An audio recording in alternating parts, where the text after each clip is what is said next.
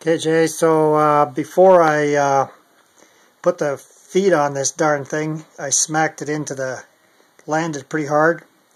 So I was turning the props and it just seemed like there's a wobble there, you know. This one here is a new motor, so if I turn it, you can see that the top is pretty straight. And so on these other ones, what happened is when I was turning them, I could see that top spinner was wobbling pretty bad. So I made this little aluminum block that just kind of fit over the arm there. It's got a couple set screws right there. Fits over the arm. And then I put my dial test indicator in there.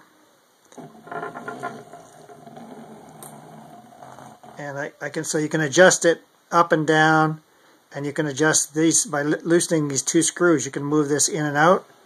So by putting it on the shaft right there, and then if you turn the motor, I don't know if you can see that dial there, but if you turn the motor, you can see how that's turning there. You see that? So that motor is off, that shaft is off, bent or something by about 0.007 of an inch. So that makes a huge difference.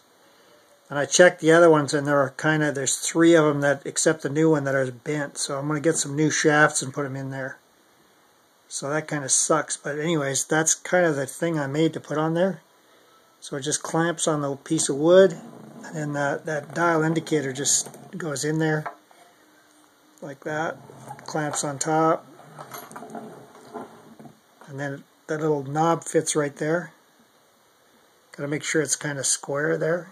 And then that tells you whether or not that shaft is bent, and that makes a huge difference in vibrations and stuff. So I think you can get these little dial indicators pretty cheap, like 20 bucks or something, and then have to machine that block with those set screws. So anyways, that's where I'm at. I'm going to go to the hobby shop, see if I can find some of those 3mm axles. I think the ones for the shocks on the little race cars might work. So I'm going to go down and see what I can find.